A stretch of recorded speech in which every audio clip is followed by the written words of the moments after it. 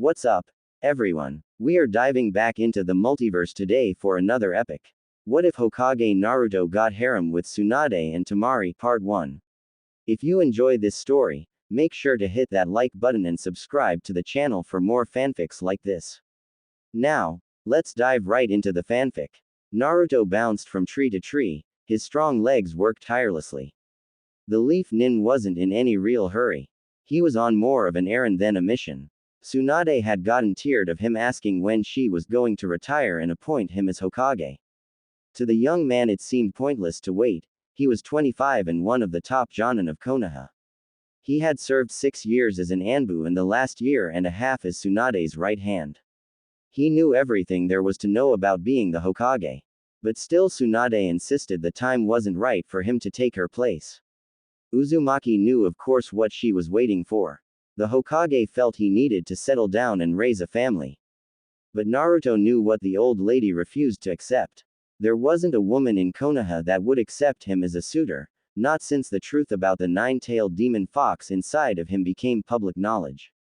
Before the announcement Naruto had dated Hyuga Hinata for a time, but the two of them quickly realized that they were more friends than anything else. And they still were, even though Hinata was now married to her old teammate Shino. Most of his old classmates accepted him regardless of the demon inside of him. But being friends and lovers were two very different things. I wonder when Granny Tsunade is going to figure that out, the blonde mused. Sure, Naruto had his share of female fans. Not unlike the ones his best friend Sasuke used to have. But they were more interested in have sex with him for the bragging rights than to have an actual relationship. In the beginning the young man had enjoyed the attention but he quickly realized that none of the girls he dated were interested in more than just a quick fling. So now he ignored them completely. Realizing he was dwelling on a pointless topic, Naruto changed his train of thought to something a little less personal.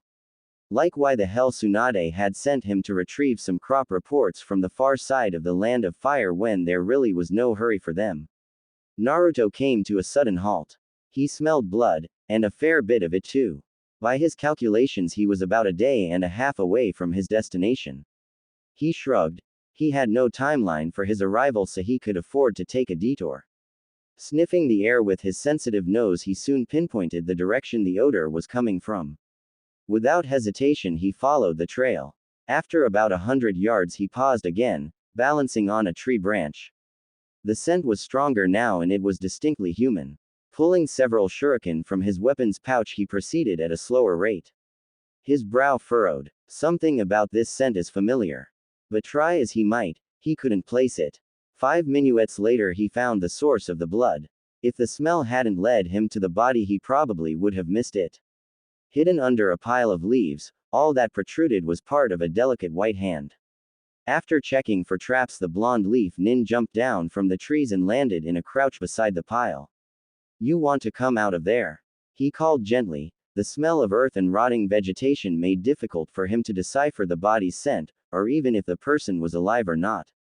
No answer came so he stepped closer. He was about to nudge the hand with his foot when a multitude of scents stung his nose.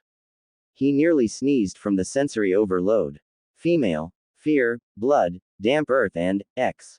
Kneeling down he quickly started digging through the leaves, but he already had an idea of what he'd find. The first thing he uncovered was a bare shoulder and a tangle of blonde hair. There was no movement from the woman as he continued to pull away the debris covering her body. Brushing the leaves off her back he discovered that her back and what was left of her clothing had been cut to ribbons. It looked like she had been flogged.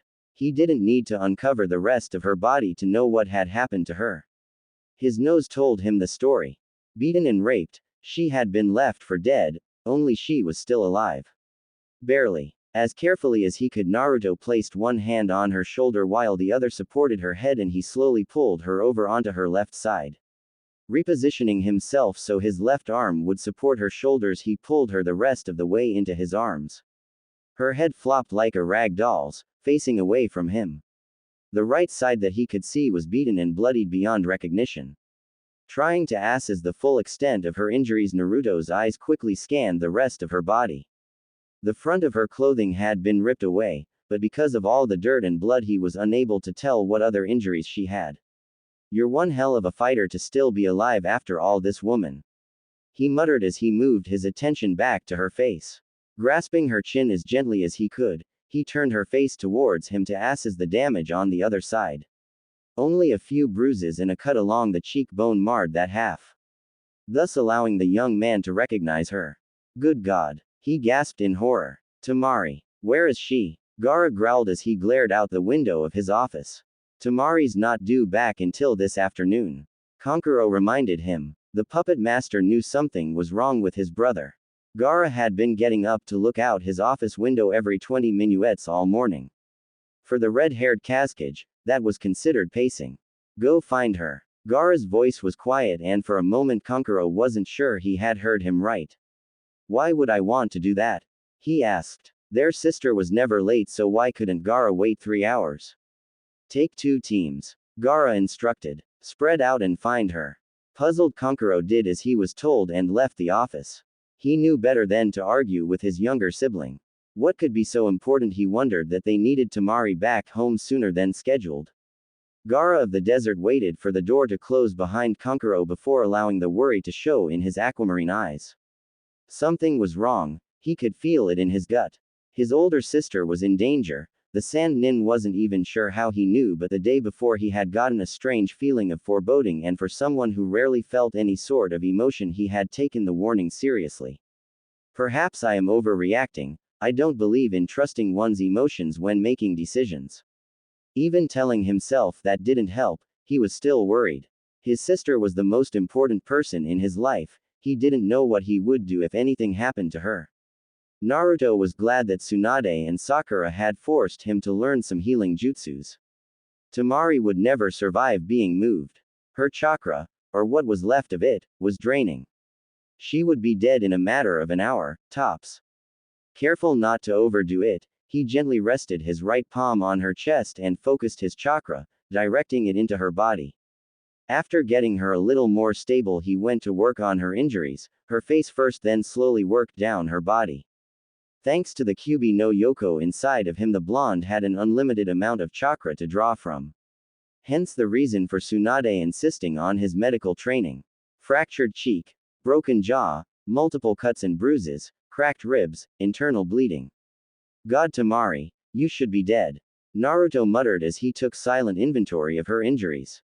As he worked, he removed the last remnants of her clothing. None of it was usable anymore. Turning her over, started to heal the gashes in her back. Easing her down, Sashi was once again laying face first on the leaves. He used both hands in order to work quicker. The slices were long and deep. In some, the bone was showing through. Finally, the ugly wounds were merely red stripes. They would still need time to completely heal, but there wouldn't be any scarring. Satisfied that all the major injuries had been addressed, he continued down her back, buttocks and legs. Nice as. As soon as the thought popped into his head, he wanted to knock himself out. Damn it, Naruto, you're supposed to be checking her injuries, not checking her out. He berated himself. Work's done, time for a little reward. Not in your life. He had a sneaking suspicion where those thoughts were coming from, but it couldn't be. He hadn't talked to the demon trapped inside of him in years. Focusing only on his hands, he came across a pulled tendon in her left knee. The left ankle was sprained and her big toe was broken. You put up one hell of a fight, Temari. A smile touched his lips as he worked back up her body, focusing deeper to make sure he hadn't missed anything. That's when he discovered the extent of internal bruising and trauma done to her by her attackers. The mingling sense told him that there had been at least 4 of them, and knowing Temari's skills, they had to have been shinobi in order to get her in this kind of a position. And if he was any judge, he would say they had done everything that was humanly possible to her. Man, I have got to quit hanging out with Jiraiya. He muttered under his breath as images flashed in his brain. It's normal, you haven't been with a woman in over a year. Shut up. Hey, just telling it like it is, man, she's a looker even in the condition she's in. That's true. Thank you. Whoever did this is so dead when Gaara finds out. Damn, she's Gaara's sister. Yeah. Brain dead. Who did you think she was? Shit. Stop looking at her right now. Man, I wasn't in the first place. You brought it up. I was just trying to point out that it's been a while since you've had some fun. I'm your conscience, it's my job. Great. I have a Jiraiya in my head. Tearing himself away from the ridiculous argument he was having with himself. Naruto slipped off his backpack and pulled out his bedroll, which he opened and spread over the unconscious woman. Deciding he needed to find a water source so he could get her cleaned up, he slipped the pack back on, and after carefully wrapping the sleeping bag around Temari, he lifted her into his arms. Naruto had seen the desert nin fight and had even spared with her a few times over the years, so he found it a little disconcerting when he gathered her body tightly to his chest and realized just how small and fragile she was. The first thing Temari became aware of was warmth. How long had it been since she had been this comfortable? Soft material was wrapped around her body and she felt no pain. No pain. Was she dead? The last thing she remembered was the pain exploding through her body as 3 of her captors had started beating her with their bare hands after she had bit off the 4th's ear. He had gotten careless while raping her, yet again. Not having had the strength to do much, she had improvised. So now she was in the afterlife, and to her it felt like heaven rather than the other place. But she wasn't brave enough yet to open her eyes and take in her surroundings. Snuggling farther into her cocoon, she was almost asleep when a mouth-watering scent touched her nose, causing her very empty stomach to growl. Her brow furrowed slightly. Why does heaven smell like roasted fish? Her thoughts were interrupted by the sound of approaching footsteps. Only her years of training kept her still and unmoving as the heavy footfalls stopped close to her. Temari's body tensed when she felt the person's powerful aura. She couldn't stop the fear from taking hold. Her heartbeat pounded in her ears and her breathing grew shallow and uneven. Stop it. Stop it. He's going to notice you're awake. I can't. She hated the panic she felt, hated feeling weak and helpless. She was Temari, older sister of Sabaku no Gaara, 5th Hokage. She was strong. So why was she cowering like a cornered animal? Because that's exactly what you are. It was the truth, and she hated it. Part of her had been hoping she would die when the beating had started, at least she would have been free. Dried leaves crunched as she sensed him moving closer. Not again. She screamed silently. Knowing that trying to get away would be useless, she prepared for the onslaught by clenching her fists. Pain shot through her left wrist. She bit down on a pained cry, but a small whimper escaped her lips. Gritting her teeth against the throbbing ache, she waited, her eyes still closed. The bastard could try whatever he wanted, but she wasn't going down without a fight. Calloused fingers brushed her bangs aside. Temari. The sand nin didn't move as a large warm palm pressed gently against her forehead. Can you hear me? Why did the mon's voice sound so familiar? And kind. Come on, Temari, you can do it. That's when it hit her. He knows my name. Her eyes flew open before she could think better of it and instantly clashed with a pair of sky blue eyes. The blue orbs before her were mesmerizing, they filled her vision. Blinking rapidly, Temari tried to get her stunned brain to function again. Hey there. Welcome back to the land of the living. It was the flash of white teeth as he smiled that broke the spell she seemed to be under. Finally, Temari was able to focus on his entire face. Unruly blonde hair fell over a Hittite leaf forehead protector. She had to be dreaming. Naruto. Grinning broadly, he nodded. At least you haven't lost your memory or anything. He teased as he sat back on his heels, removing his hand from her brow. I'm not dreaming, was the only thought that came to mind. Right behind it was disappointment that he had removed his hand. For some reason it had been comforting. What's he doing here? Looks like he's taking care of you. But how did he find me? Why don't you ask him? But her throat was frozen, words refused to come. All she could do was stare at the blonde Konoha shinobi kneeling beside her. After a lengthy silence, she watched Naruto's smile fade and be replaced with a worried frown. How are you feeling, Temari? He inquired gently. His question brought back all of the horror that had been momentarily blocked out by the discovery of his presence. Rolling away from him onto her left side, her eyes darted around for any sign of her abductors. Naruto must have guessed who she was looking for because his calm voice quickly tried to reassure her. You're safe, Temari. They're gone. Gone? What does gone mean? Dead. She could feel the panic coming back and she wasn't really sure why. Feeling vulnerable laying down, she pushed herself into a sitting position. The blanket she was wrapped in made it difficult, so she was forced to put her left hand down for balance. Her injured wrist cracked, causing her to cry out in pain. Almost instantly she felt Naruto's arms wrap around her from behind, holding her upright. She instantly tensed when one large hand curled around her waist, holding her firmly. "What hurts?" he asked, using a hooked finger to tip her face to look at him. She willed herself not to struggle against his hold, like her instincts were screaming at her too. Temari realized rather quickly by the concerned expression on his face that he had no idea that he was the source of her discomfort, more so than her wrist. His next words confirmed it. "I thought I healed all your injuries, what did I miss?" She blinked at him. He was so close she could see that his eyes had two shades of blue rather than just one, and his lashes were longer than hers. Why was she thinking about things like that? She decided that she was finally starting to crack from all the strain she had been under. That had to be it. "Temari." His voice once again brought her back to reality. "Wrist," she whispered, unable to utter anything else. Naruto's brow furrowed as he released her chin. "Let's have a look." He helped her free her injured limb from the blanket while still keeping the rest of her body wrapped snugly. Temari barely noticed. She was beginning to go numb, her body finally starting to go into shock. When Naruto shifted his position behind her and pulled her closer so that she was propped up against his chest and he wrapped his arms all the way around her, she didn't react. She felt like one of Kankuro's puppets, unable to move on her own. Glancing down, she saw his large hand cradling her smaller pale one. "Sorry about this, Temari." Naruto apologized. "I forgot to check your arms when I was healing you earlier." He spoke softly. His mouth was right beside her ear as he looked over her shoulder at what he was doing. "I'm afraid I'm not that good of a medic yet." He smiled slightly as he brought his left hand over her wrist. A moment later she felt a warm wave of chakra flow into the damaged area. "Sakura's going to ream me out for this," he commented in an obvious effort to lighten up the mood.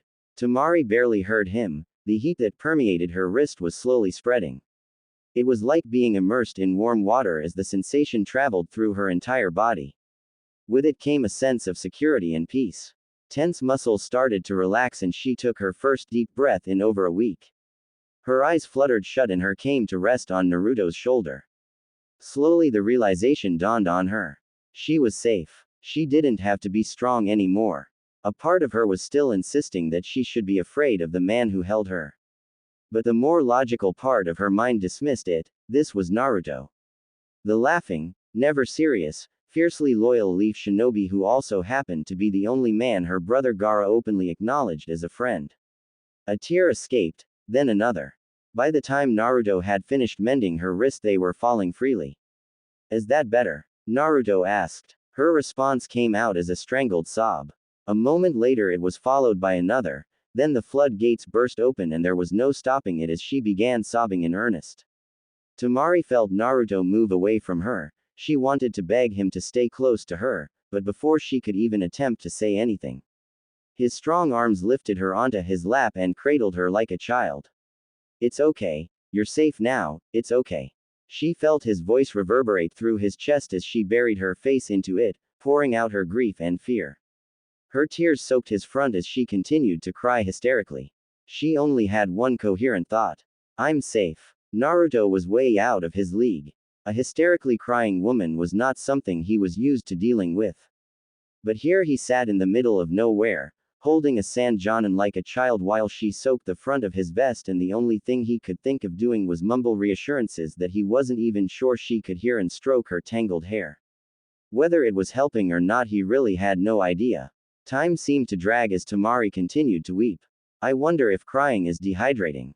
"Well duh. Water loss genius." "Yeah, but you would think there would be a limit to the amount of tears one has." It took a while but he discovered that there was in fact a limit on tears. Temari's eyes finally dried but her body still quivered slightly as she hiccuped several times. The front of Naruto's vest was definitely wet but he ignored it, material dried. "Feel better now?" he asked gently. The woman in his arms nodded but still didn't say anything. He wondered absently how long it would take her to realize that he was still holding her and pull away from him. Considering what happened to her, it was a surprise that she let him touch her in the first place. He stilled the hand that was now stoking her back. "Are you hungry, Temari?" he asked, remembering the fish he had on the fire. She nodded again. Yes. Her voice was barely audible. Naruto smiled to himself and decided it would probably be best if he acted as normal as possible. Gently lifting her off his lap, he set her down beside him. Are you all right sitting by yourself? He inquired, his right arm still supporting her back. Shifting away from him slightly, she nodded again. The sleeping bag she was wrapped in sagged at her movement, bearing one pale shoulder. Without thinking, Naruto carefully pulled it back into place. Temari flinched at his touch, but he pretended not to notice and tucked the material back under her chin. We don't want you to catch a cold now, he commented. Her silver eyes meet his and he smiled reassuringly before moving over to the fire. The fish still needed a little more cooking, but the small pot of water was boiling, so he removed it from the flames and dropped some tea into it.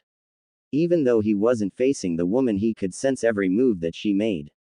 What day is this? She finally asked quietly. Glancing over his shoulder so he could see her reaction, he replied.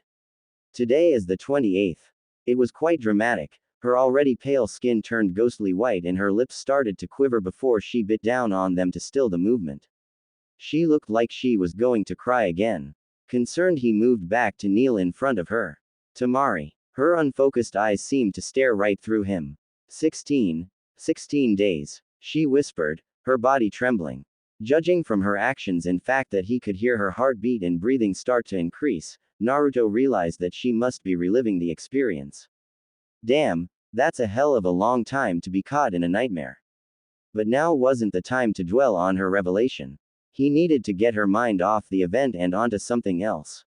He had intended to stay out of her space until she felt more secure, but he didn't see any other way. Reaching out, he gently trailed his fingers down her cheek. The result was instant. Her eyes snapped to his face, her breath caught and her body went rigid. He hated the reaction, but it was effective, so he pushed his personal feelings aside. You're going to be fine, Temari. Stay with me now, okay? He removed his hand, not wanting to upset her any more than he already had. Seconds ticked by. Blue eyes held silver. Finally, Temari took a deep breath and relaxed.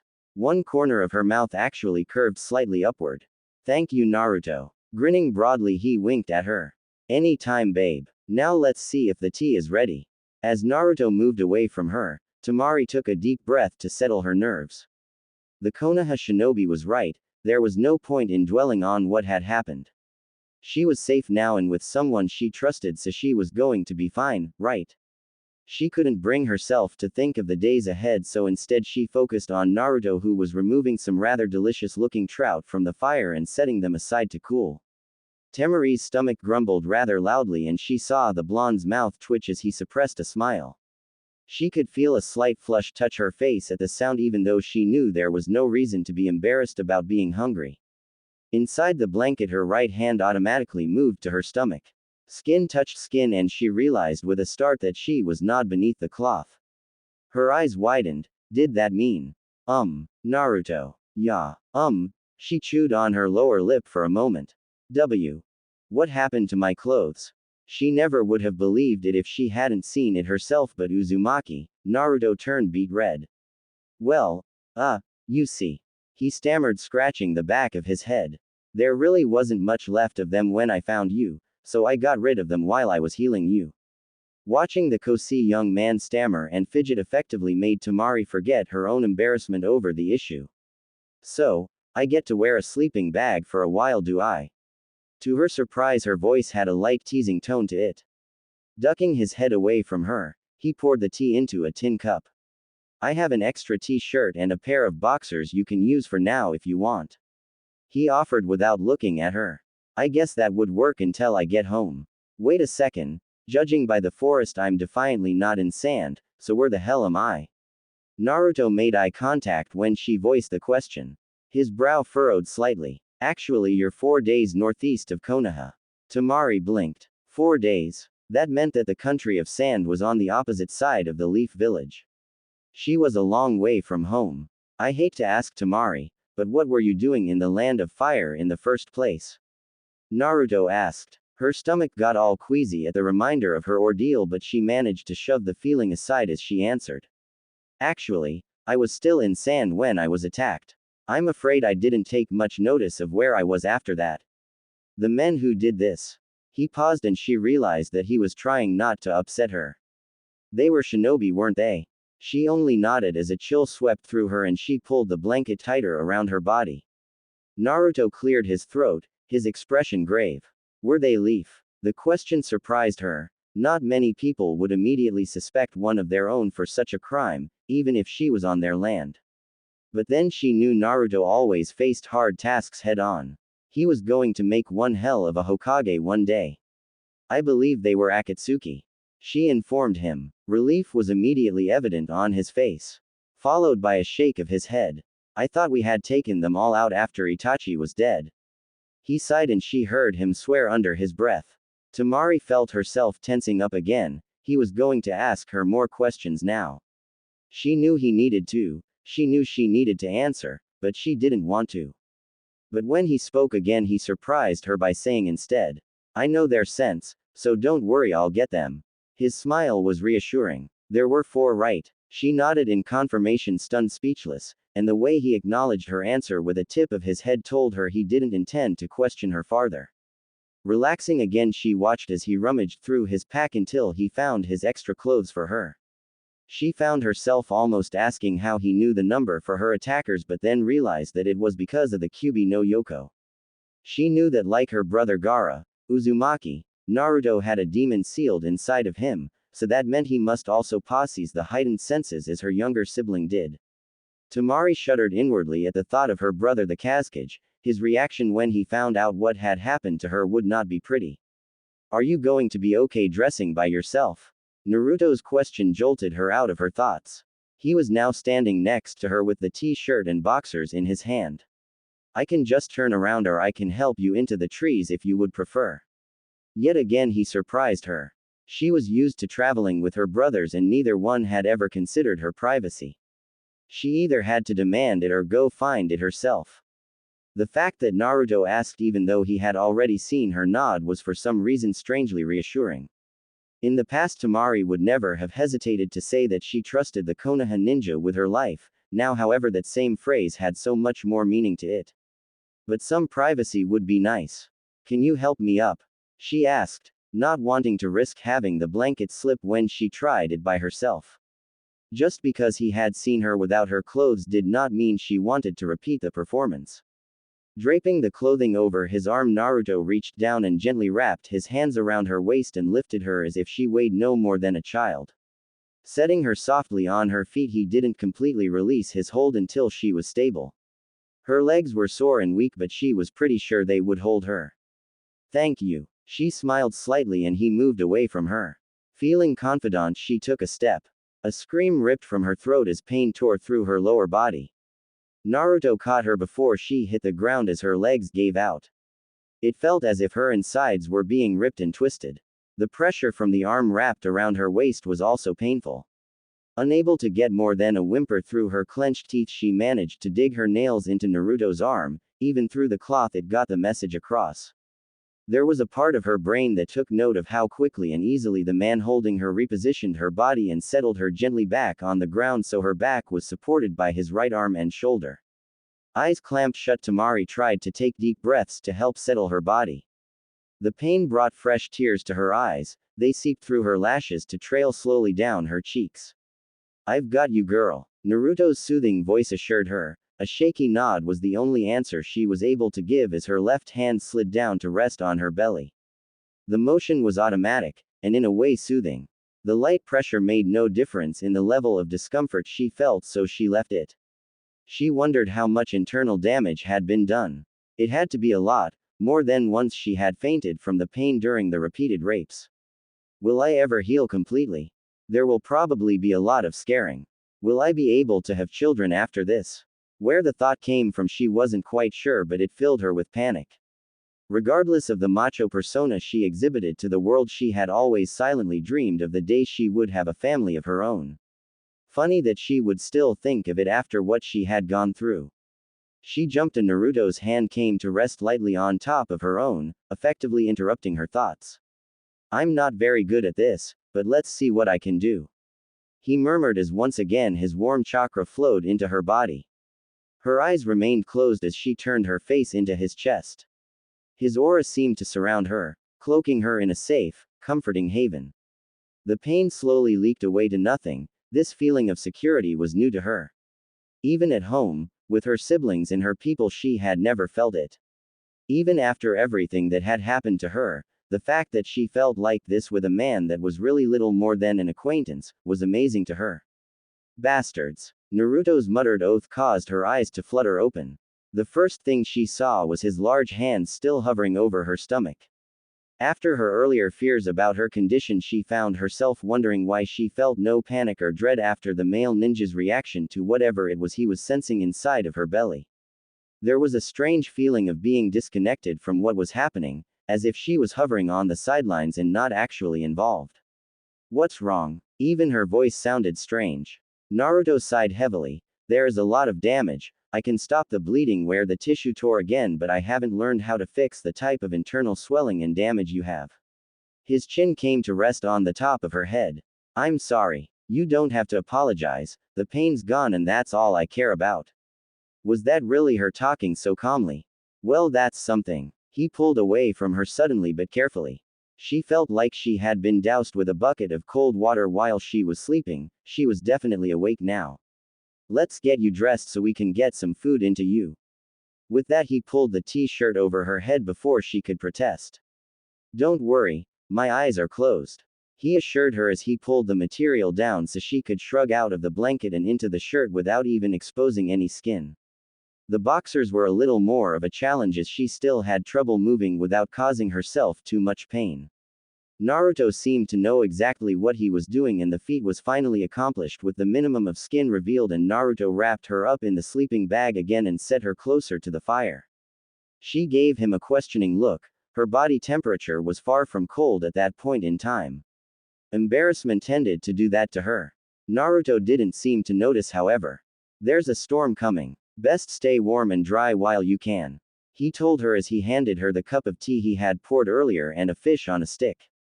It will take us a couple days to get back to Konoha. Do you want me to send a messenger ahead so Tsunade can inform Gaara that you're safe? Naruto asked as he seated himself and grabbed a fish for himself. Temari thought it over for a moment. As she took her first bite of food, it tasted very good. Now she was getting sidetracked. There's no need, I was only due back yesterday, so I doubt they have missed me yet. It was sad but true. She always felt as if her brothers could care less if she was around or not. You were on a mission. No, a personal training trip. I take one a couple times a year. Gaara lets you go on your own? Naruto asked, a surprised look on his face. Why wouldn't he? The question irritated her. She was a Jonin, for crying out loud. Did he think she needed her little brother to hold her hand all the time? Naruto didn't seem to notice her agitation, he just shrugged. I'm surprised as all. He's just so protective, afraid that something might happen to you. Temari stared at the leaf ninja, her anger forgotten. Had he actually just used the words, Gaara, and, afraid, in the same sentence when it wasn't referring to someone's fear of her brother? Gaara didn't have emotions like that, did he? There's going to be hell to pay when the spook finds out what was done to you, Naruto commented as he snagged a second fish. Temari ignored the small reference to the last 2 weeks and instead focused on resisting the urge to stuff all of her food into her mouth at once.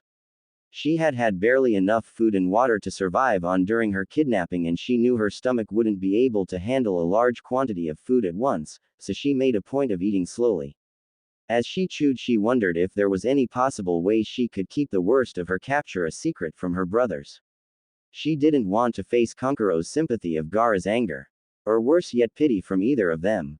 Naruto, you said you healed up my wounds. He nodded. How bad were they? You don't want to know. That bad, huh? Worse, you should be dead, he informed her. She merely nodded in understanding. After all, when she first woke up she had thought she was dead. Temari quietly finished off her trout as she wondered if she should be having a little more of a reaction to the news of her near-death experience.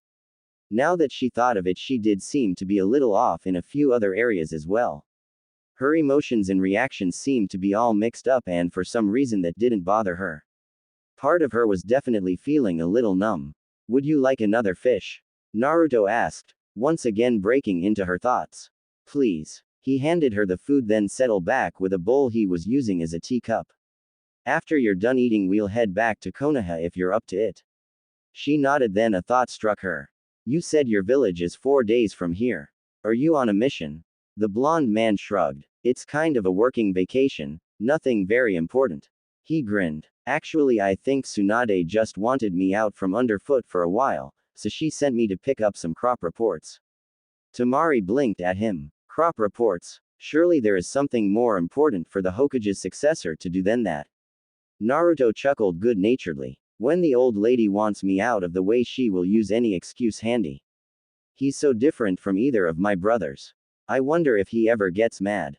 Temari mused. Finding that she was enjoying the conversation, the first she'd had in several weeks, she asked. So where is your destination? Several settlements north of here. One should be only a couple hours away, I think. And you want to turn around now? He shrugged. You're more important than reports. His statement floored her. She knew he wasn't trying to be flirty or sweet or anything, it was just how he thought. But to a girl who always put herself last and had seldom been praised or even acknowledged while growing up, it was the best compliment she had ever had. That is really sad, you know. Shut up, Naruto. There is really no reason you can't get the reports. What's another day? Where the hell is this coming from? Well, I would prefer to have you to a hospital sooner rather than later. Is the remaining damage life-threatening? Or altering? You forgot altering. I don't think so. He was giving her a bit of a funny look. Then what's the big deal? I think you've gone off your rocker. You're still very sore and can't even walk. I'm a ninja, I'll live. I don't want you to have to make the same trip twice just because you helped me. Ooh, you need help, all right. But I really could use a hot bath, and the sooner the better. She interrupted him. At least that part is true. Naruto stared at her with his head cocked to one side. Temari found it a little unsettling, but she ignored the feeling and met his gaze head on. She also completely ignored the little voice in her head that was telling her she was crazy. I guess the creek water was a little cold. He mumbled. What was that? His comment didn't make any sense to her. Nothing. He turned away from her but wasn't quick enough to conceal the blush on his cheeks. Naruto. Temari growled, using her best older sibling voice. What you said was instead of is. Why? Does it matter? Why what? Uzumaki, I'm warning you. Answer the question. Now she was starting to get a little irritated. A little. He was trying to hide something, but what? Okay, fine. He grumbled. You were a mess last night, so I gave you a sponge bath. He refused to look at her and kept his head down. Temari had to admit she was too floored to be self-conscious or even angry. After all that, Naruto was embarrassed about giving her a bath. It would have been funny if the situation wasn't what it was. Then another thought registered. You found me yesterday. Yup, was the only reply as he started packing.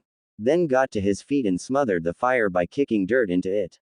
His actions made it impossible to ask anything further, so she quickly finished her meal while Naruto moved about the campsite, making sure no trace of their presence was left behind. Ready? He asked finally. Wiping her mouth on blanket, she nodded, then attempted to roll onto her hands and knees. Before she could get that far, however, she found herself along with the sleeping bag scooped up into Naruto's arms. A startled squeak escaped her lips as she stared up at him. There's no sense you hurting yourself again.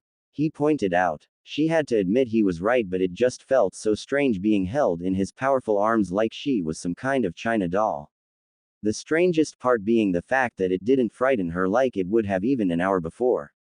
Are you sure about continuing on? He asked, concern clear in his voice. Definitely not, she informed him as she pushed her inner voice aside and reached down to rearrange the blanket to cover her legs, which had been bared in the motion of his lifting her up.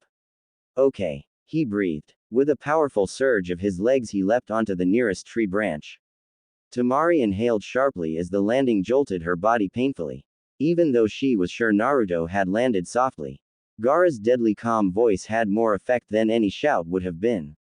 Kankuro had to forcefully remind himself not brace his body for an impact like he felt the 8 ninjas standing behind him doing.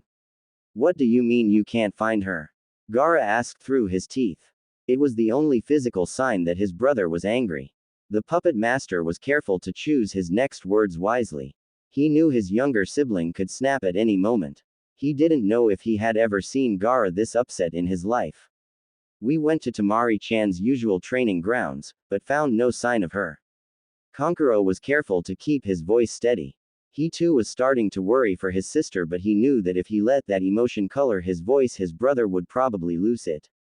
We searched the surrounding area but found nothing to indicate that she was ever there at all.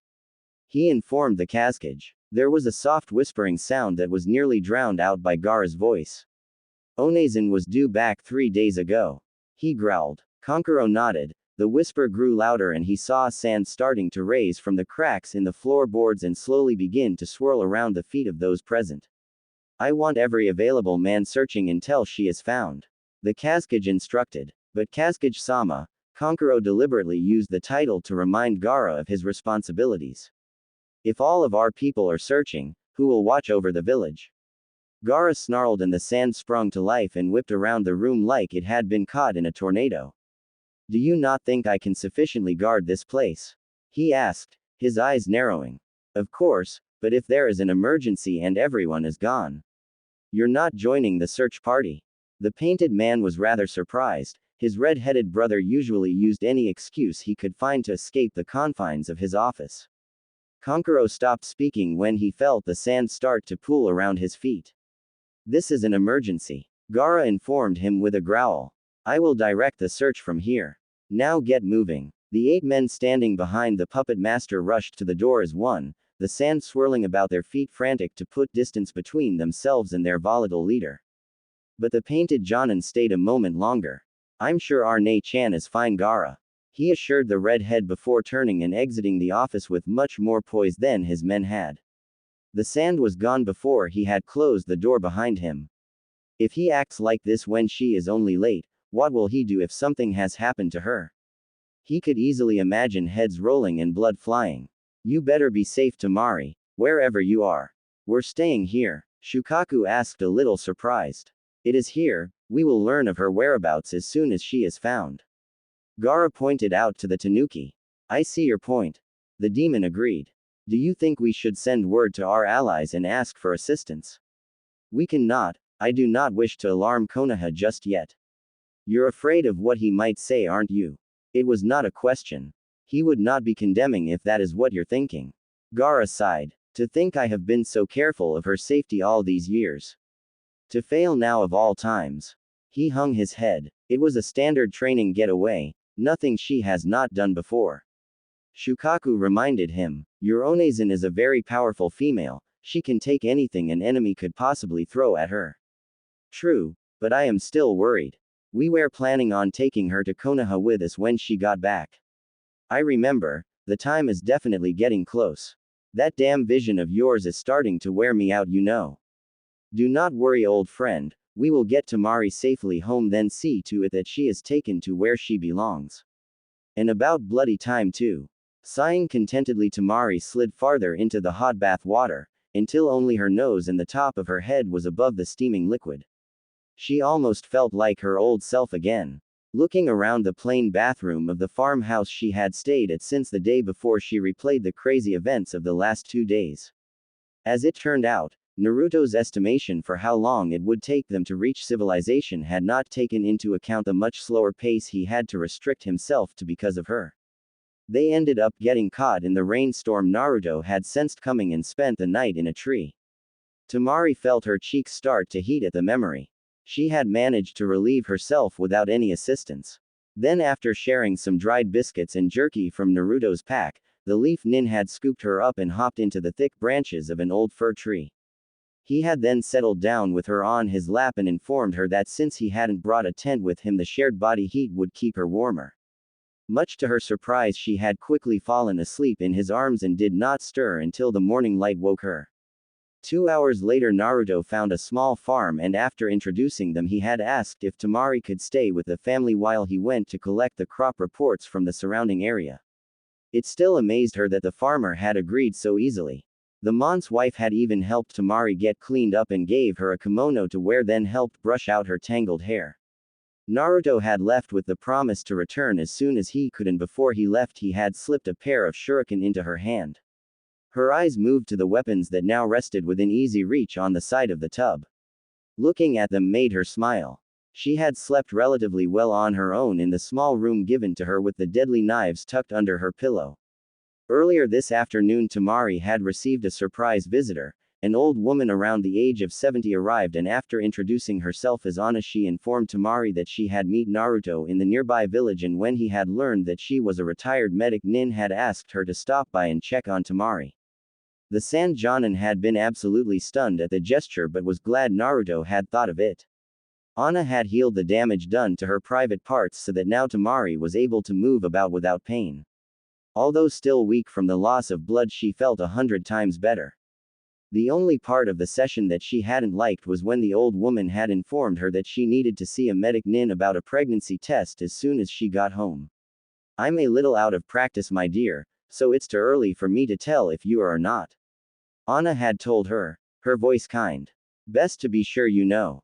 Temari had yet to decide how she felt about that possibility. For now she was determined to put the whole thing out of her mind and worry about it when the time came. Her thoughts were interrupted by a soft knock on the bathroom door. A moment later, the farmer's wife stepped into the room. I brought you some new clothes. Temari was surprised. She had already been given the kimono to use. Why give her more clothes? Your young man is back and brought you these from town. The woman explained, as if hearing her silent question and setting the clothing on a small stool that stood beside the sink. The young woman was thankful that her cheeks were already flushed from the hot water. It hid her blush. We're just friends, she informed the woman, not wanting anyone to get the wrong idea about her and Naruto. Although she had to admit it was easy to make that assumption, he was being extremely thoughtful. Not even her brothers on their best days would have thought of bringing her new clothes without her asking for them. The woman tisked, drawing Temari's attention. That's too bad. Is he attached? She asked after a moment. Temari shrugged. I have no idea. Are you attached, dear? No, I'm not. Her brow furrowed in confusion. What did it matter? If you ask me, I think that you should find out if that boy is available. And if he is, you should grab him. Temari felt her face flame. What a mortifying thought, especially considering how he had found her. Why would I want to do that? She snapped. She couldn't bring herself to feel guilty for speaking harshly to the woman. She was being way too nosy. The woman chuckled as she headed for the door. Take it from me, girl, that is one very fine young man. We call his kind a keeper, and they are very hard to come by. Before the speechless ninja could think of anything to say, the door closed and she was once again alone. Hook up with Naruto? She has got to be kidding. She is right, you know, he is a keeper. That's not the point. I'm hardly in any position to go manhunting. Why? For one, I don't know if I'll be able to even stand having a man touch me any time in the near future. You don't seem to mind Naruto's arms wrapped around you. That's different. He was carrying me because I couldn't walk, you idiot. Carrying, touching, same thing. It is not. You stupid. URG. Ha. You wouldn't be getting so worked up if I was wrong. I have just lived through being beaten and raped by 4 men. What makes you think that I would be even remotely interested in getting involved with another one? Not just any man, Naruto. You are nuts. Just think of his body, so well muscled, that broad chest, those string arms. Yummy. Stop it. Why? Temari started to quiver. Even if talking to herself was a normal occurrence, the inner voice that she had always just assumed was her conscience had never had this much to say about anything. And it was now starting to scare her. Can I just say one more thing? What? You've felt the amount of strength and power that boy has in that big body of his, and you've seen what he can do with that power firsthand. Why ease? And despite the fact that he has a demon sealed inside of him, has he ever threatened or harmed you in any way? The voice then fell silent, leaving the blonde sand nin to wonder if she was going crazy. That was it. The trauma from her ordeal was finally sinking in. Why else would she even be entertaining the thought of starting a relationship with someone? Especially when there was the possibility that she might be pregnant. And that thought brought her back full circle to what she had been trying to avoid thinking about in the first place. Now agitated, she ran her fingers through her silver blonde hair and cursed under her breath. She was off kilter. It was like her world had been strapped to a spinning top and been flung in 100 different directions. And now she had to try to pull herself back together, one piece at a time. The problem was, could she do it? I can. I'm still alive, I've been trained to handle these kinds of things. I just need to take it one step at a time. She whispered to herself. A knock sounded on the door, causing her to jump. Temari. Naruto's voice called through the wooden barrier. Yes. She shrank lower into the water, then berated herself. It's not like he can see through walls. I was sent to tell you that dinner's ready. The young man told her. Thank you, I'll be right down. She called back and was pleased to hear that her voice sounded steady. She didn't move as she listened to his footsteps retreat down the hall. Several minuets ticked by before Temari realized she was still frozen like a scared rabbit. The realization made her angry. She had never been a weak and sniveling female. She had stood beside her brothers as an equal against some of the most deadly ninja in all the 5 lands.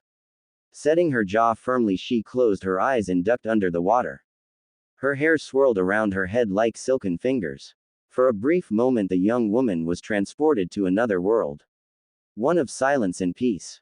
Of quiet power and renewing strength.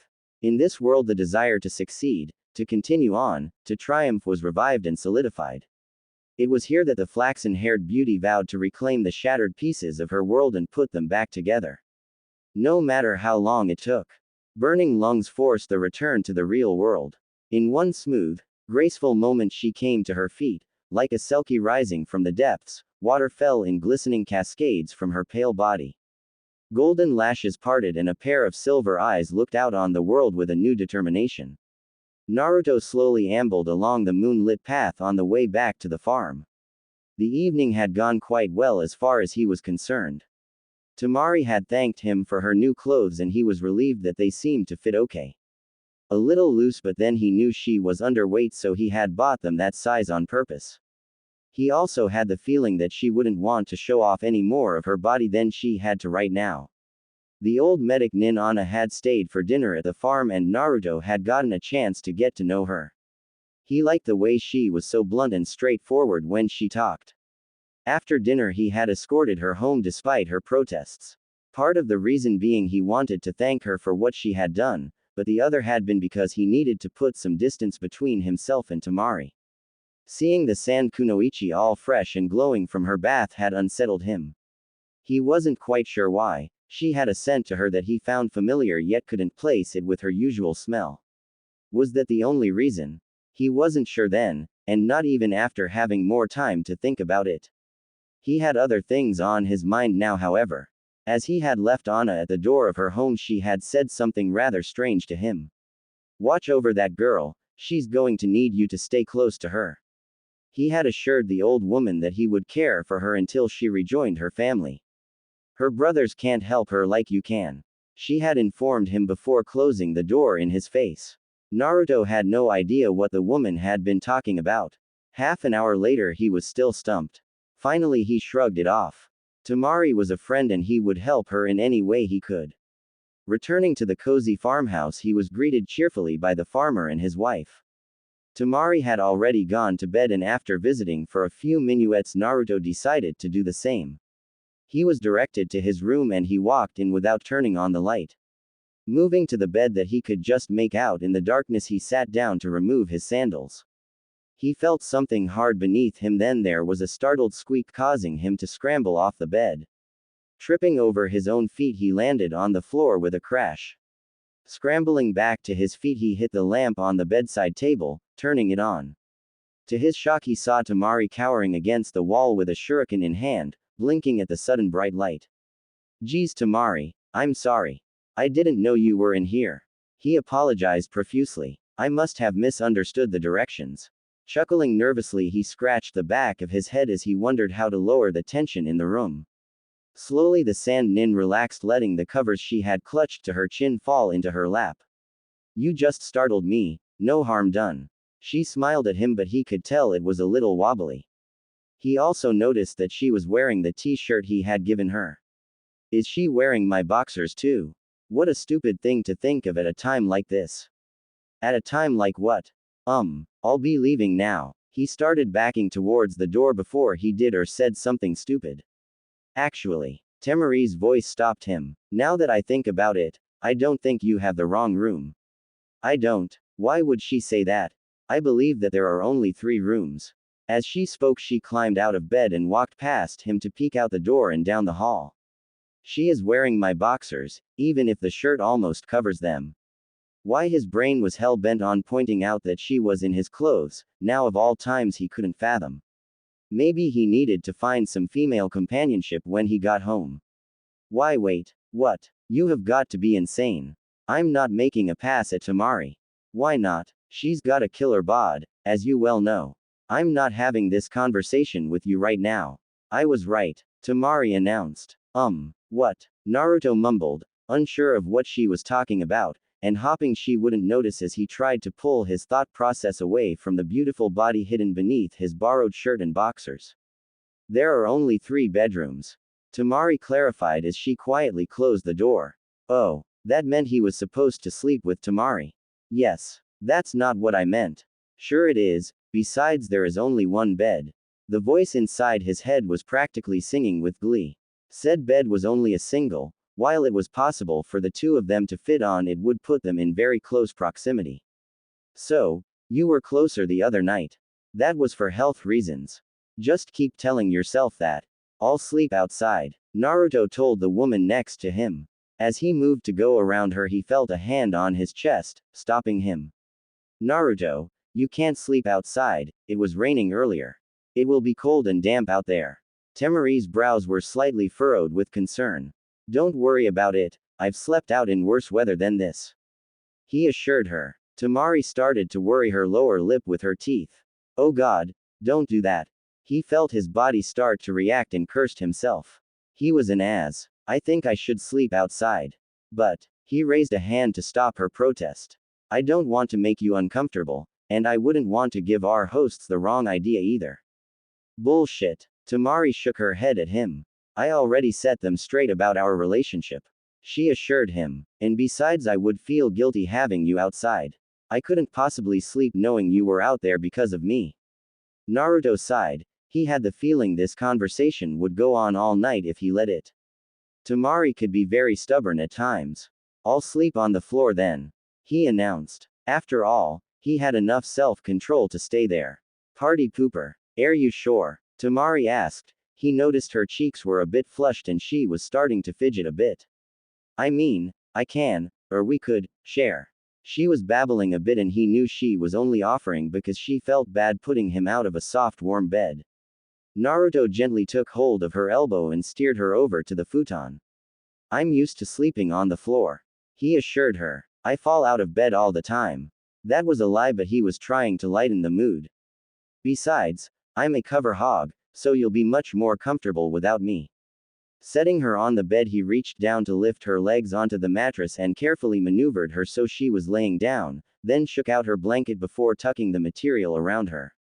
Good night, Temari. Removing his jacket, he rolled it up to use as a pillow. I have an extra here. Temari handed him a pillow. Thanks. Settling down on the floor, he reached up and switched off the light. Shaking out the jacket, he used it to cover his shoulders, then rolled onto his side and relaxed. Night, Naruto. Temari's soft voice drifted to him in the dark. He hummed a reply and put a choke hold on the voice that was suggesting that he change his mind and climb into bed with her.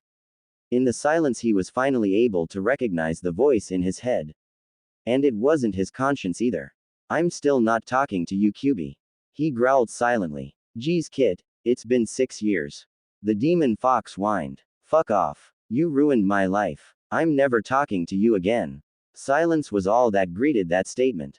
Satisfied that he had shut the kitsune up, Naruto lay awake until he heard Temari breathing evenly in her sleep. Tsunade tapped her nails on her desk in irritation as she glared at the Jonin sitting across from her. Hitaki, Kakashi was nearly falling off his chair from laughing. She was just about ready to beat the tar out of the silver-haired nin when he finally managed to calm himself down. Forgive me, Hokage, I'm afraid your request caught me by surprise.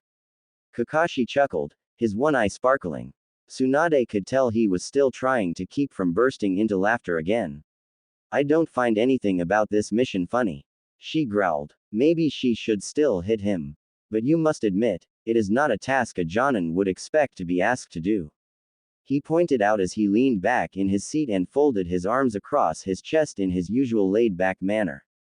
I don't think it's that strange. She informed the copy ninja as she carefully and deliberately folded her hands on the desk in an attempt to seem as calm about the whole conversation as Kakashi now seemed to be. You want me to find a wife for Naruto? How is that not strange?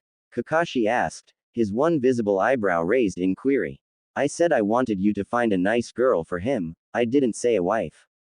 They wouldn't have to get married. At least not right away.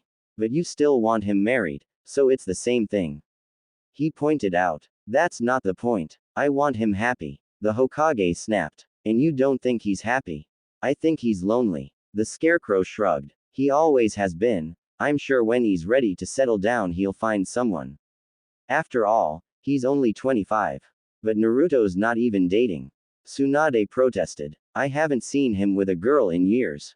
So that's what this is about. Kakashi chuckled. You're worried he might be swinging the other way. Tsunade's eyebrows shot into her hair. What? If Naruto decides to go for a male partner, you won't get the grandkids you've been wanting. Kakashi nodded as if he had figured everything out. It took the Hokage a moment to realize he was joking. USS. She shrieked, grabbing one of her paper weights, which happened to be a rock, and hurled it at the smirking shinobi's head. And he was smirking behind his mask, she could tell by the way his eye was sparkling. Kakashi easily caught the projectile before it could connect with its target. Is everything all right, Hokage-sama? Shizune, Tsunade's assistant, asked as she popped her head through the office door. Fine, fine, we were just having a difference of opinion. Tsunade assured her friend as she waved her back out the door. In all seriousness, Tsunade, I think Naruto should be left to his own devices in this matter. The silver-haired Jonin commented as soon as the door closed again. Well, I don't think he should. The Hokage snapped, once again glaring at him. Then why don't you ask Yumino, Iruka, to help you out? He's a lot closer to Naruto than I am. Iruka is busy with the academy and doesn't have time for this kind of undertaking. You mean he said no? Kakashi concluded out loud. Tsunade smirked. Actually, he said he would love to help, but he just has too much on his plate right now. Kakashi sighed and leaned forward, resting his elbows on his knees. There's one thing you may have overlooked in this plan. And what might that be? The fact that most of the single women in Konoha won't even give the boy the time of day, let alone look at him as husband material. Tsunade shook her head in disbelief. What are you talking about? Naruto is, dare I say, one of the best shinobi Konoha has ever seen. He's going to be the Hokage very soon. That is true, and everyone who knows him well, knows he is kind, loyal, and one who can always be counted on. But the fact remains that he is still the vessel of the nine-tailed demon fox. What the hell does that have to do with anything? That fact was made public knowledge years ago, it's no longer an issue. In general, no, it's not. But there are few women who would willingly get involved with someone they believe to be influenced by a demon. And the ones that are not exactly settling down type. Tsunade was slightly confused. Everyone liked Naruto, he was just that kind of guy. You're a little behind the times, Kakashi. After all, what about Jewel? She smirked slightly. The scarecrow wasn't going to worm out of this assignment. You mean Naruto's last girlfriend? Kakashi asked. That's the one. The one who broke up with him about 5 or so years ago and hasn't been seen or heard of since. Tsunade was momentarily speechless. Had it really been that long ago? Once again Kakashi folded his arms. Look, the fact is that rumors never die, they just quiet down. Naruto would never have done anything to that girl. Tsunade hissed. You and I know that, as do his friends. But try and tell that to some of the other people in the village. Kakashi's voice was now deadly serious. There is no way you'll find a woman in Konoha who is willing to take that kind of chance. Half an hour later, Tsunade was still too upset to focus on any of the paperwork in front of her.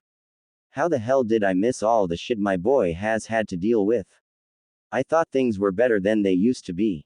Jewel, she knew, had left Konoha of her own accord, although the Hokage had no idea why. Obviously, the girl's mysterious disappearance had made more of a ripple than Tsunade had originally thought it had.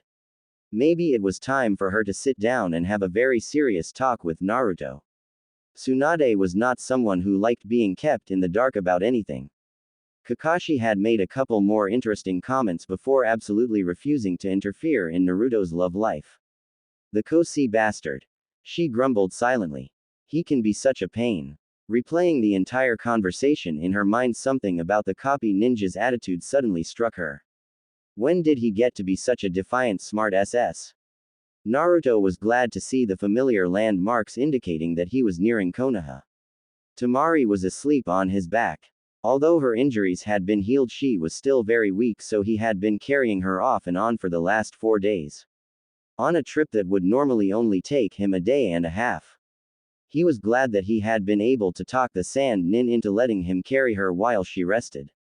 As soon as she fell asleep, he was able to travel almost 3 times faster than they did while she was awake and walking on her own. It wasn't that he wanted to get rid of her, he actually had enjoyed talking to her as they traveled. But the sooner they got to Konoha, the sooner he could get her safely home to her brothers.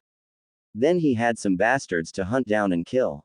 On the first night out, Temari had bedded down on the ground in a small shelter while Naruto took to the trees, sleeping comfortably in the branches. He hadn't bothered to buy a second sleeping bag as summer was now in full swing and he didn't need one. In the middle of the night he awoke to the sound of Temari screaming in her sleep. It had taken a couple of minuets to wake her from her nightmare and over an hour to get her calmed down. She had clung to him until exhaustion took over, but before sleep claimed her, she had told him every detail of what happened to her. Even thinking about it now, 4 days later he still saw red. Those 4 were the Walking Dead, they just didn't know it yet. He would take great pleasure in ripping them to pieces. And since Temari had made him promise not to tell anyone the whole story of what happened to her. Partly, she said, because she did not want Gaara destroying everything in his path on his way to avenging her. Naruto wasn't convinced that that was the real reason behind her request, but he had given his word anyway. Of course, he could have pointed out that he was the only one who knew the attacker's sense, so he was the only one who could track them down with any certainty. The gates of the village hidden in the leaves finally came into view and Naruto slowed his pace to a walk. He debated waking Temari, she seemed so comfortable. Her soft breath warmed the side of his neck and he had to admit that he liked the sensation. He liked having her close. After that first night he had slept with her wrapped in his arms, she said it made her feel safe. It had only been 4 days and 3 nights, but he was going to miss holding her. It had been a very long time since he had last fallen asleep beside a woman. And he couldn't deny that he missed it. After greeting the Anbu guards and inquiring where the Hokage was, Naruto headed for the tower with Temari still asleep on his back. 88. Temari was roused by the sound of voices, a woman's voice as well as Naruto's. Because she was pressed to his back, she could feel his deep voice vibrate through his chest when he spoke. She smiled slightly. It was a very comforting sensation and she really didn't want to open her eyes to see where they were. Knowing it was inevitable, she stifled a yawn and slowly lifted her lashes. Welcome back to the waking world.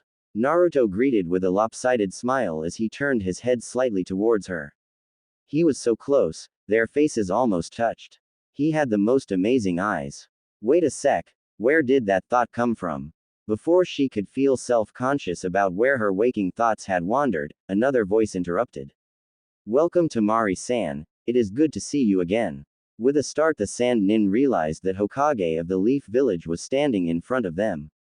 Hokage-sama, Temari greeted, bowing her head slightly. How long have we been here? She asked Naruto nervously. We only just arrived, he assured her as he slowly let her slide off his back.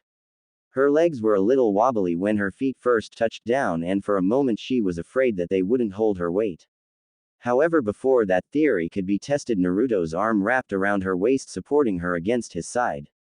She smiled at him, grateful for the help. She placed a hand on his shoulder for balance as she moved slowly towards the nearest chair.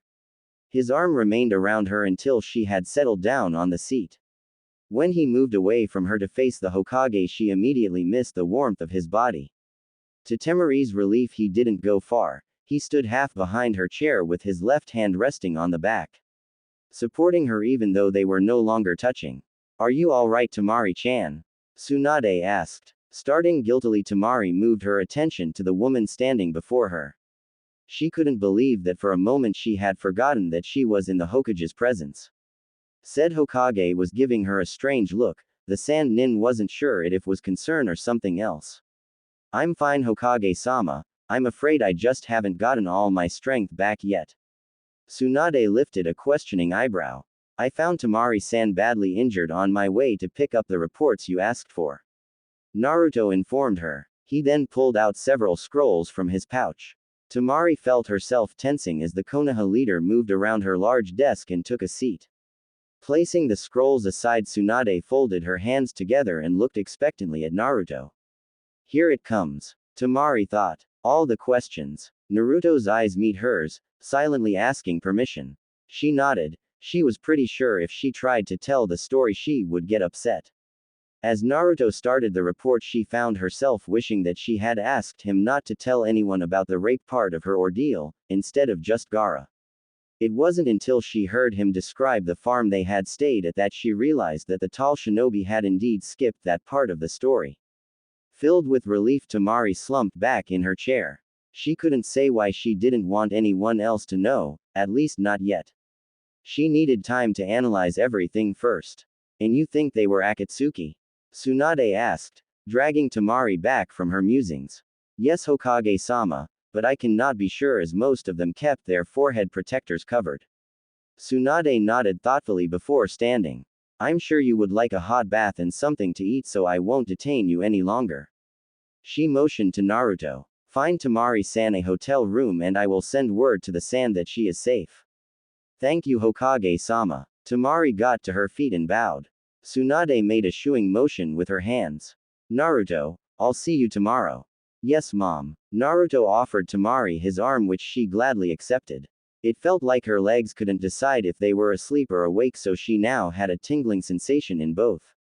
I'll buy you supper. Naruto offered as he opened the door, then picked up his pack that was lying next to it.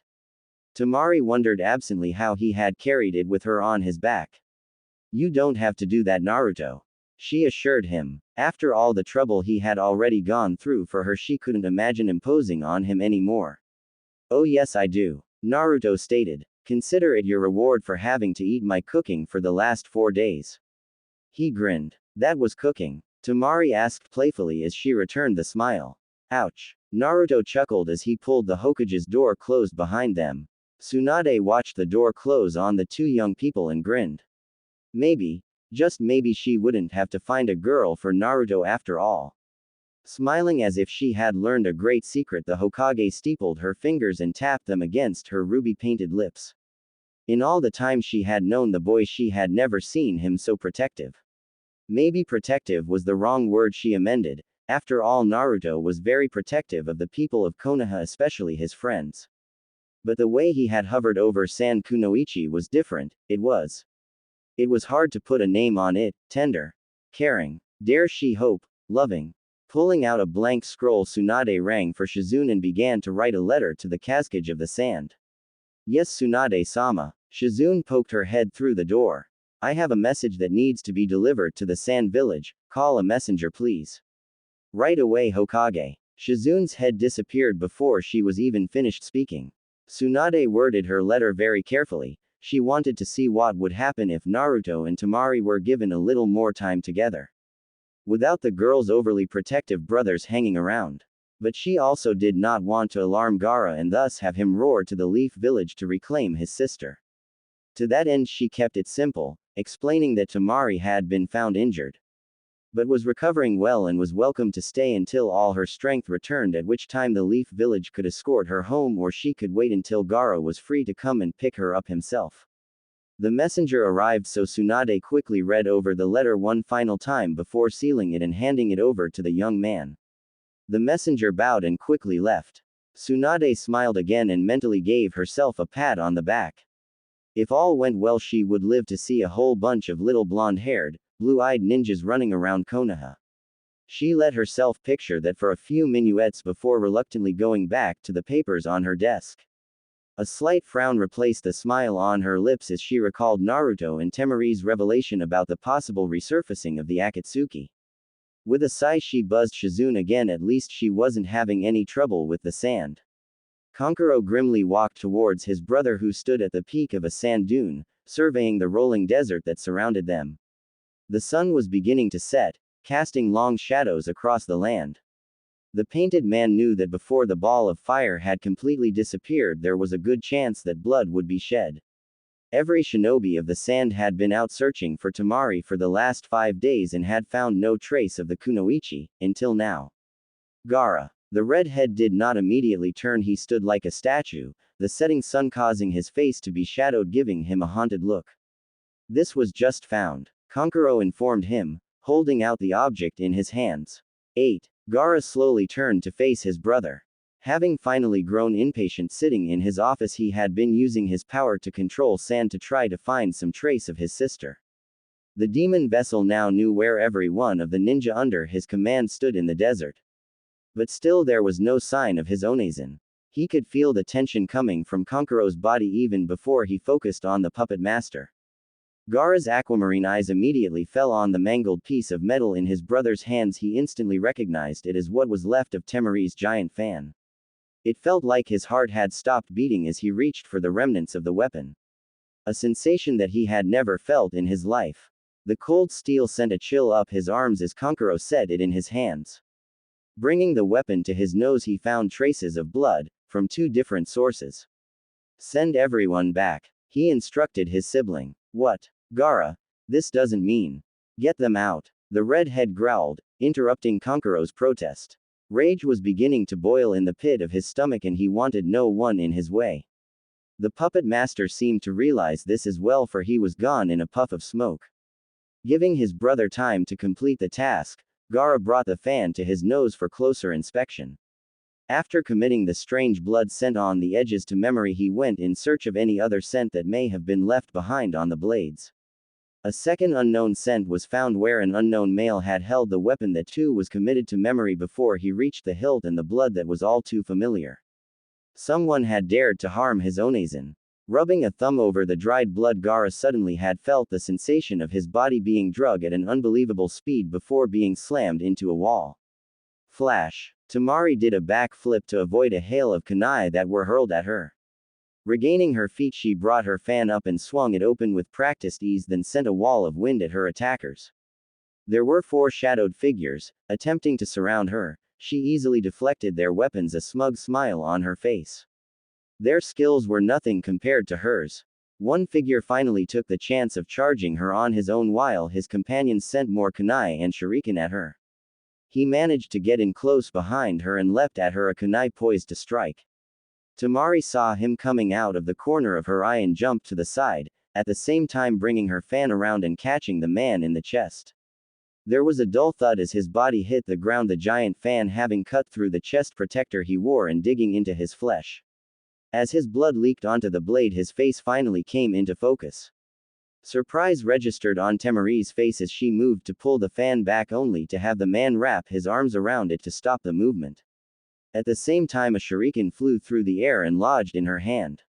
She snarled and immediately grabbed the star and sent it back to where it came from. Then placing her free hand on her fan's hilt, she set herself to remove the man who clung to the end.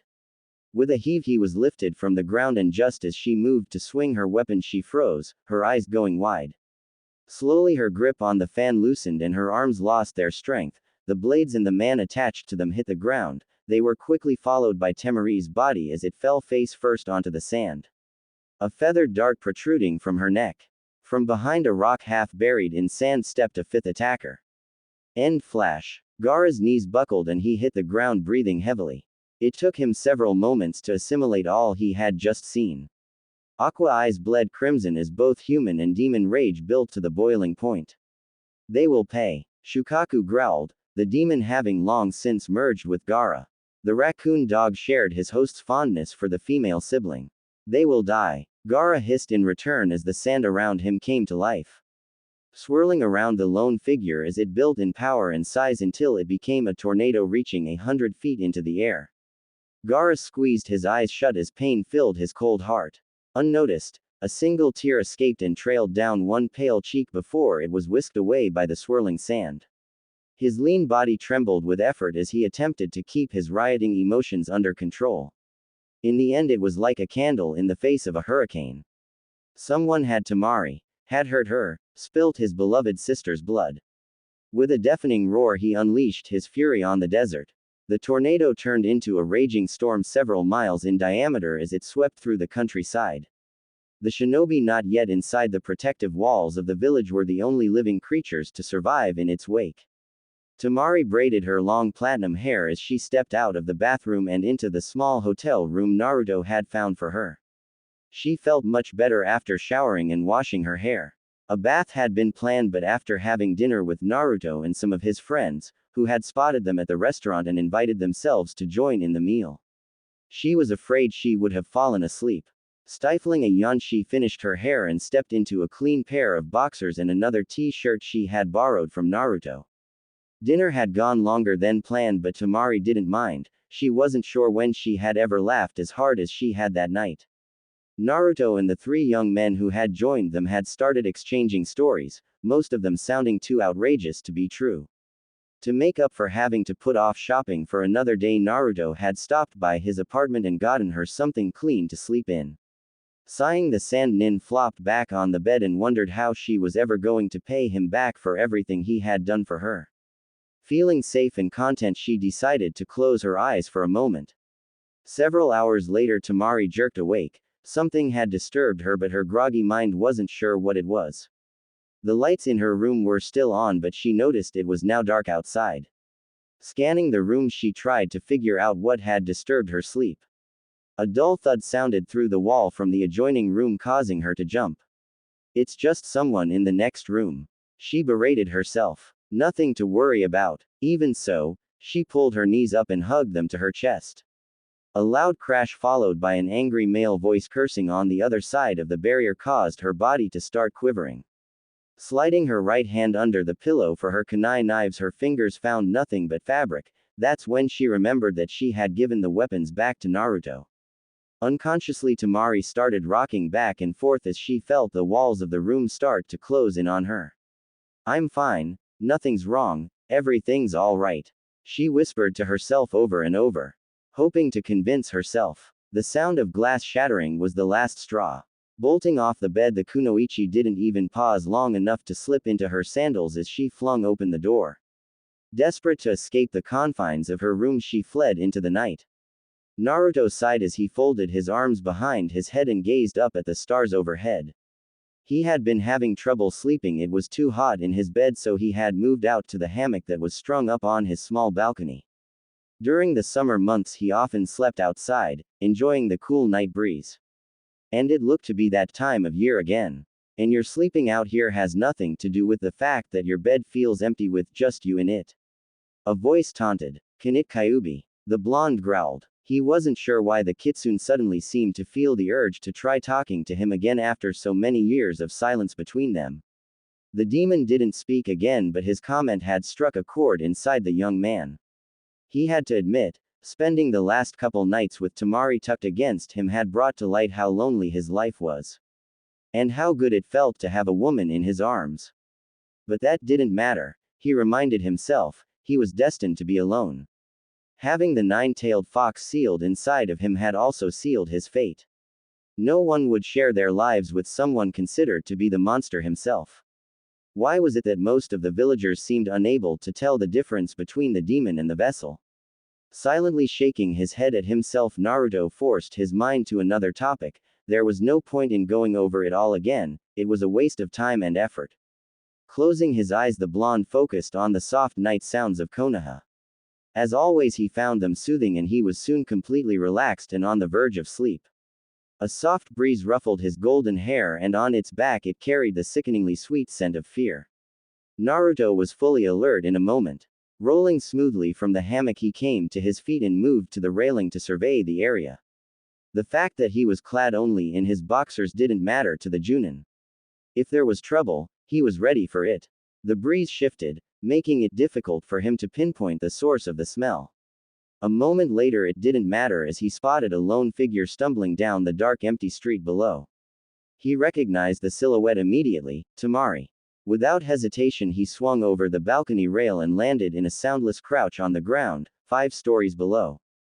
The kunoichi didn't see him, as she was looking back over her shoulder. As Naruto straightened to his full height, she gave a startled shriek as she collided with his chest. He grabbed her arms to keep her from falling as her small body bounced off of his much larger one. Temari immediately started to struggle against his hold, and Naruto realized that she was too panicked to recognize him. Tima. Dada. Her name ended with a grunt when her elbow nailed him in the gut as she got herself turned around in his hold and tried to get away from him. Slightly winded, he managed to jerk her back against his chest and wrap his arms around her, pinning her arms to her sides. She screamed and started to kick at him. Temari, calm down. Naruto growled as he gave her a slight shake. Whether it was his voice or the movement that caused her to freeze, he didn't know. Nor did he really care. Temari, it's me, you're fine. He assured her gently, his mouth close to her ear. Her slight form trembled in his arms. Naruto. Her voice was as shaky as her body. Yeah, it's me, babe, you're safe. He confirmed as he slowly released his hold on her. His embrace had barely loosened when she turned in his arms and started to sob against his chest.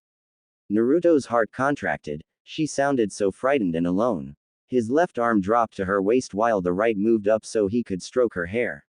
Uzumaki-sama. Naruto looked up to see a masked Anbu, likely one of the night patrol, standing off to his left.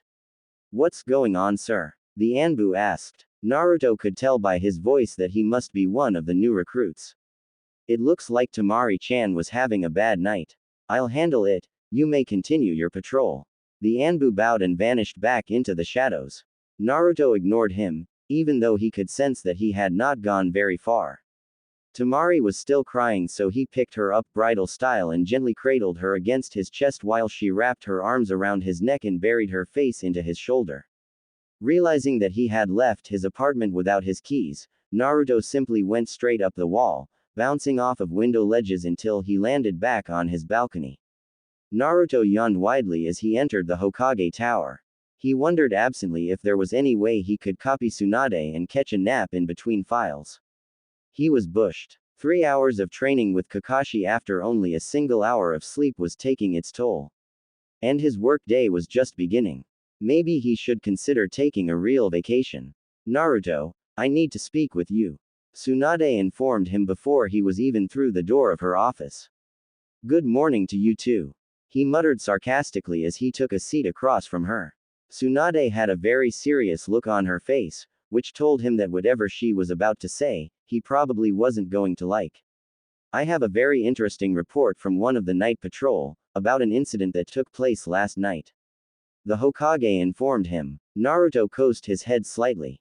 He was pretty sure what incident she was referring to, but he was curious as to what she had to say about it. So what's this about you chasing a woman, nod through the streets in the middle of the night? Tsunade growled. Naruto's jaw dropped. What? He was on his feet and by the desk in an instant. Give me that report, he demanded. Tsunade merely moved the paper out of his reach and locked eyes with him. There is also mention of a slight altercation with this woman. You mean Temari? Naruto snapped. He saw the Hokage's eyebrows rise slightly at his tone. But before she could say anything, Naruto decided to put the record straight. Even if all the blonde wanted to do at that moment was find a curtain patrolman and wring his neck. And seeing as he could easily find the Anbu, it wouldn't be that difficult of a task. First off, there was no nod involved. T-shirts and boxers count as clothing. He growled. Temari got frightened by a drunk wrecking his room last night. She panicked and ran. The first was on my balcony and saw her running, so I jumped down to see what was wrong. Needing to do something with his hands other than drive a fist through the wall, he placed then on the desk and leaned down to his boss's eye level. She was so upset that she didn't recognize me when I first grabbed a hold of her to try to calm her down. His blue eyes flashed angrily. That's when the Anbu showed up. I told him that I had everything under control and he could return to his duties. Then I took her to my apartment so I could find out what had happened. Straightening, he folded his arms across his chest as he finished. And for the record, there was no chasing involved. Tsunade regarded him silently for a few minuets as if weighing the truth of his words. Naruto had to fight down the feeling of resentment he felt from her even considering that the twisted report was true. But he knew it was part of her job. Each case had to be handled with an objective eye. The report also states that a woman crying could also be heard from your flat for some time afterward. Naruto rolled his eyes. Well duh, the girl was hysterical. It took me half the night just to get her coherent enough to tell me what happened. Tsunade opened her mouth to speak, but the young man cut her off. Did this so-called report also happen to state that Temari was not seen leaving my building? The Hokage nodded with a slightly surprised look on her face. And I suppose there is no mention of the fact that after I calmed a very distressed woman down enough to talk that I doctored up her feet, and when she refused to sleep alone, I wrapped her in a blanket and spent what was left of the night with her in the hammock on my balcony. Tsunade shook her head. Well, it oughto, Naruto growled. That damn Anbu was there watching the whole time. Having said his piece, Naruto flopped back onto his chair and glared at Tsunade. His rather mutinous stance was ruined, however, when he yawned again. Tsunade smiled slightly. You look tired, Naruto-kun. She remarked gently. It's been a long night. Scratch that, it's been a hell of a long week. He replied. Dealing with hysterical women is not exactly a picnic. The older woman chuckled. I can imagine. I'm sorry if it sounded as if I was accusing you, Naruto-kun, but I had to be sure that the file was wrong before I took action. Tamping down on his irritation of always having to deal with that kind of crap, Naruto just shrugged. It happens, as long as it doesn't become a habit. Tsunade smiled rather wickedly. Oh, it won't, she assured him. So how is Temari-chan doing this morning? Hopefully still sleeping. I should probably warn you that she's going to be staying with me until Gaara gets here. Tsunade blinked several times in surprise before speaking. In your apartment? A nod. But there is only one bedroom. Another nod. Eyes twinkling mischievous, the Hokage leaned forward. So, is there more to this situation than you're telling me? She asked slyly. Naruto felt a slight blush start to creep up his neck at her suggestive tone. Tsunade Baba, you are a dirty old woman. He told her with a shake of his head. And before that twisted mind of yours gets too far out of control. No, Temari-san and I are just friends. He informed her. She's just afraid to be alone right now, and since it's summer and I usually sleep out on the balcony, giving up my bedroom is no big deal. The young man's voice and manner conveyed a calm that he really didn't feel. Having another person, especially a woman, in his personal space was going to take some getting used to, but as far as he was concerned, at least he got along well with Temari and she seemed to trust him. And after what she had gone through, there was no way he could bring himself to turn her down when she had begged to stay with him. He could have sworn that he saw his superior pout for a moment, but with her it was hard to tell. I didn't realize she had been affected so badly. Tsunade commented. Naruto shifted slightly in his seat. Well, I didn't go into all the details yesterday. He admitted quietly. I didn't want to upset Temari more than necessary. Tsunade folded her hands on the desktop in her no nonsense pose. What exactly did you leave out? Naruto sighed, running his hands down his face before giving Tsunade the full list of injuries that Temari had suffered, with the exception of the more intimate damage. A promise was a promise. The Hokage's face became more grim with every injury listed. That girl is very lucky to still be alive. She commented when Naruto had finished. And now it looks like we may be dealing with a resurrected Akatsuki. Tsunade shook her head in sadly. Don't people ever learn? She mumbled more to herself than the young man destined to take her place. I'm going to call a meeting of the Anbu commanders this afternoon. We need to see if we can't track down these men and find out more about the new leaders of this group. She informed him. Will you be able to pinpoint where you found your guest on a map, Naruto? Naruto nodded. I can, but it would be a waste of time. He informed her. Why is that? Tsunade asked. Because all that they left behind was their scent. There is no way any of our people will be able to find them now. He stated bluntly. Not even Kiba would find anything. The older woman thought it over for a moment. Well, if we scout out the area, we may get lucky and find a clue that can lead us to them.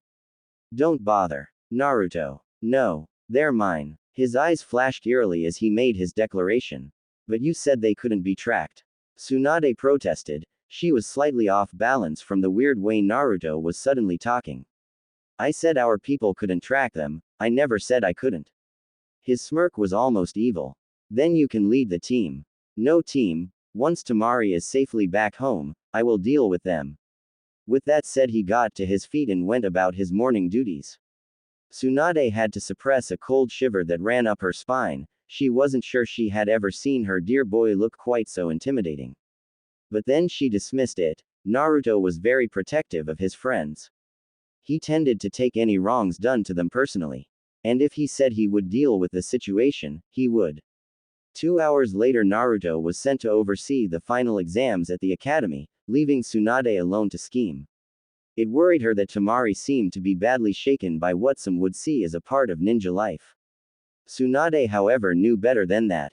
Life as a kunoichi was far from easily. She herself knew how one event could shake one to the very depths of their soul. The Hokage only hoped that the young sand nin would be strong enough to pull herself back onto her feet. If she could, she would defiantly be the girl for Tsunade's precious Naruto. Rubbing her hands together with glee, she realized that she couldn't have planned this better herself. Naruto and Temari would be living in the same space, hopefully for a while. If she had anything to do with it, it would be a long while. Close proximity brought limitless possibilities, and the very protective streak Naruto had displayed earlier, Tsunade chose to take that as a good sign. A knock on her office door interrupted the Hokage while she was trying to come up with some way of helping her adopted son along with his love life. Enter, she called. The door opened and admitted a tall silver-haired Junin. Kakashi. Good to see you. Tsunade beamed at the masked man. The scarecrow's one visible eye blinked in surprise at his commander's tone. My mission report, Hokage-sama. He said, handing her a scroll, since he couldn't think of any other way to respond to her strange greeting. Tsunade accepted the scroll and set it to the side of her desk. Tell me, Kakashi, what do you think of Temari-chan? One silver eyebrow lifted. Temari of the Sand. The Hokage nodded as she tapped her painted nails on her desk. Temari is a very skilled ninja. Strong, brave and gutsy enough to stand up to her brothers or anyone else for that matter. Why do you ask? Kakashi was puzzled as to what this conversation had to do with him. Yes, I know all that. What do you think of her as a woman? Tsunade asked, making waving motions with her right hand. Kakashi had the very distinct feeling that he was being played into some kind of trap. Folding his arms across his chest, he answered as carefully as he could. Temari-san is a very beautiful young woman, as I recall. It has been some time since I have seen her. Is that all? Tsunade asked, rather put out by the very general answer. Perhaps if you told me the point of these questions, I could find answers more to your liking, Hokage. The Junin commented dryly. Do you think she would suit Naruto? Kakashi did his best to hide his surprise at the question. This was definitely turning into one of the most interesting conversations he had ever had with the female Hokage. And after the one they had had earlier in the week that was saying something. I assume you mean how would she suit him as a wife? He asked. Tsunade nodded with a grin. She definitely liked the sound of that. They do get along well, as I recall. He stated. His visible eye suddenly widened. Is there a plan to strengthen the alliance with a marriage, Hokage-sama? Tsunade coased her head and tapped her chin with one slender finger as she contemplated his words. Now that's a good idea. I wonder why I didn't think of it. She grinned again, leaving Kakashi very confused. Begging your pardon, Hokage-sama, but if marriage was not planned. May I ask why the questions? Tsunade smiled wider. During Naruto's last mission, he came across an injured Temari and brought her back with him. Kakashi nodded his understanding, even as he wondered why his former student had not mentioned this during their morning spar. And due to various circumstances, our little Sand Kunoichi is going to be living with Naruto until her brothers come for her. Very interesting. Kakashi mused to himself. And you're planning their wedding already? He asked sagely. Tsunade's smile turned into a hard look. Do you have a problem with that? She snapped. My experiences with Naruto tell me to let the boy do things on his own, in his own time. Kakashi commented as he bowed slightly and headed for the door without waiting for a dismissal. In other words, stay out of the boy's business, Tsunade. Kakashi was gone before Tsunade could respond. Grinding her teeth in irritation, the Hokage had to force herself to remain at her desk and not follow the silver-haired man and beat him to a bloody pulp. He seemed to be getting more and more irritating every time she saw him. Thanks for listening. In the next part. In the meantime, please leave a review, I would love to hear your feedback. Especially if it helps me improve the overall story.